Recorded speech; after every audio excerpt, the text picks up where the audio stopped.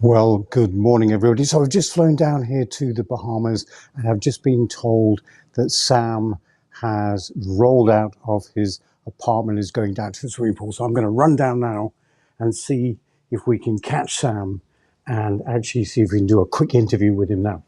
Sam? Sam? Sam?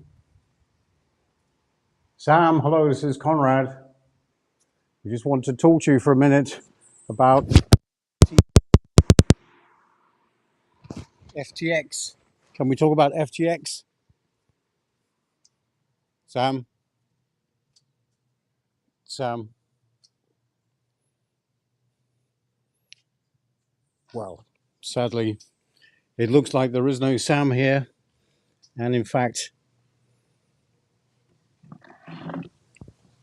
that's very sad because we really need to get to the bottom of what is going on with Sam Bankman-Fried and the whole debacle about the collapse of FTX. But the real story and the real culprits in all this are actually the venture capitalists in Silicon Valley. And they're the ones that really should be apologizing for this whole debacle.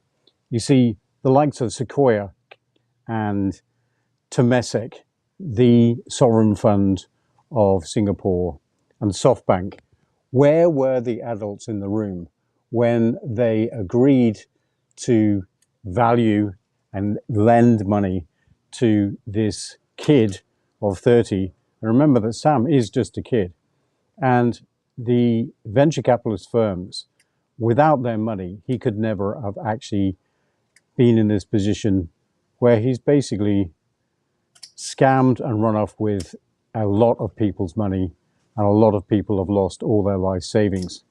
Now look, this was never the premise and the promise of cryptocurrency. When Satoshi Nakamoto came out with Bitcoin in the white paper in 2008, the whole point, it was supposed to be a trustless system. It was supposed to be self-custody and censorship resistance. Fast forward 14 years later, and what we've ended up with is centralized finance, which is not decentralized finance. The FTX exchange is a middleman, Sam being the middleman. So you put your trust and all your money into a fund and an exchange that was being run by a 30-year-old kid. Now, the thing that's going to come out of this is, well, probably nothing, because you are looking at an unregulated space. And what that means is there are no rules. So as far as the involvement of the SEC is concerned, right, a lot of people lost a lot of money, but the hole that we're looking at is only about $10 billion. That is a very small amount of money in the grand picture of things. So the SEC doesn't care about the institutional investors that lost money because it's such a small amount of money and they don't care about them anyway.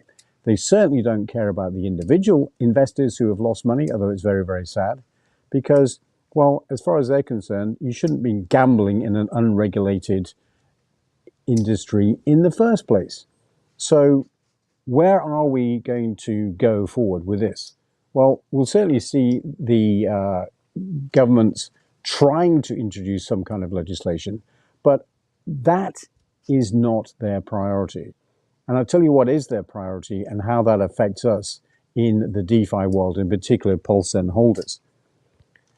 The major priority of the Biden administration now, they've finally woken up to the idea that China has got a real head start on them with regard to their central bank digital currency, the digital yuan.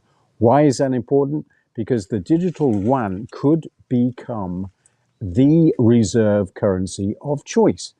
And one thing that's not being talked about with CBDCs, central bank digital currencies, is there are at least 200 projects underway. There are 19 countries in the EEC who are in advanced stages. That doesn't include the UK, and it doesn't include the USA. They have fallen behind. So digital money is coming. Why is this important? It means that everybody will have to get educated with regard to cryptocurrency.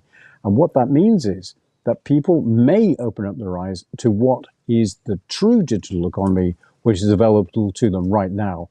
And that is decentralized finance. Decentralized finance protocols such as Pzen offer you the promise and the premise of, number one, it is permissionless. You put your trust in code. You're not putting your trust in a middleman. The whole point of decentralized finance is to cut out the middleman. That wasn't happening with the FTX exchange. With Pzen, you interact with code and you interact with code only. It's also self-custodial, which means that you take control of your money from the get-go. You create a private key, which you look after, and that's the key that's unlocking your wallet. Now, remember that all tokens don't live in wallets. Wallets is a bit of a misnomer. All tokens reside on the blockchain only.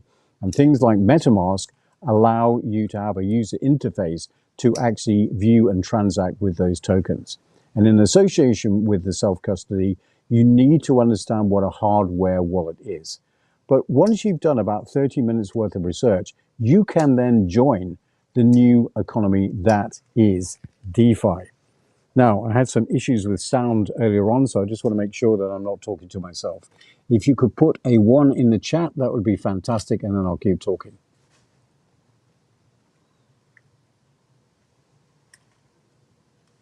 Anybody listening to me in the chat this morning, just give me a 1, and then I'll continue on.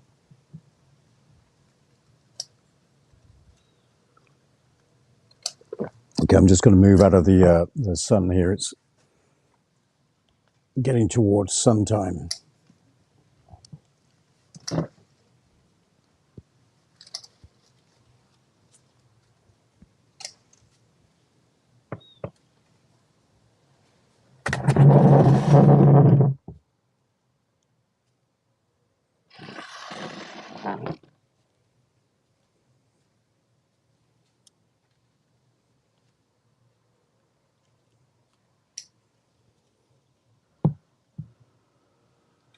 There we go. Okay. Okay, so look, instead of me talking, why don't I just show you what the opportunity that Pzen is? Because then you'll begin to understand exactly what is going on here.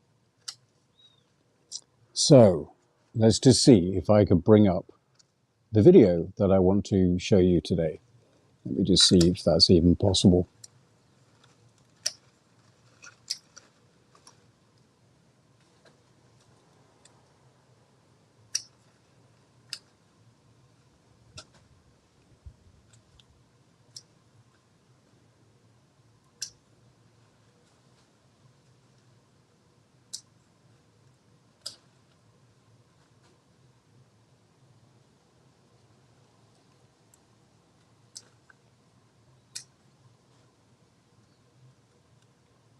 No, that's not going to be possible today. So what is Pzen? Pzen is a protocol that's designed to do one thing only, and that is it redistributes wealth. And here's how it does it. For every transaction that we have, be it a buy, a sell, or a transfer to another wallet, then we have a 2% pay it forward deduction. And what happens is that pool of money is then redistributed to everyone who holds Pzen in their wallets, proportional to the percentage of the total supply that you own at the time. Now, here is where the magic of compounding interest kicks in.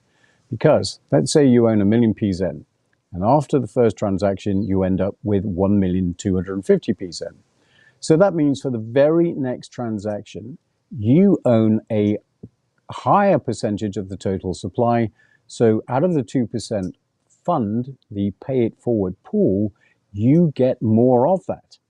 But there's more, because in that previous transaction, some of the tokens were actually burnt by the code. So percentage-wise, you own even more percentage of the total market supply.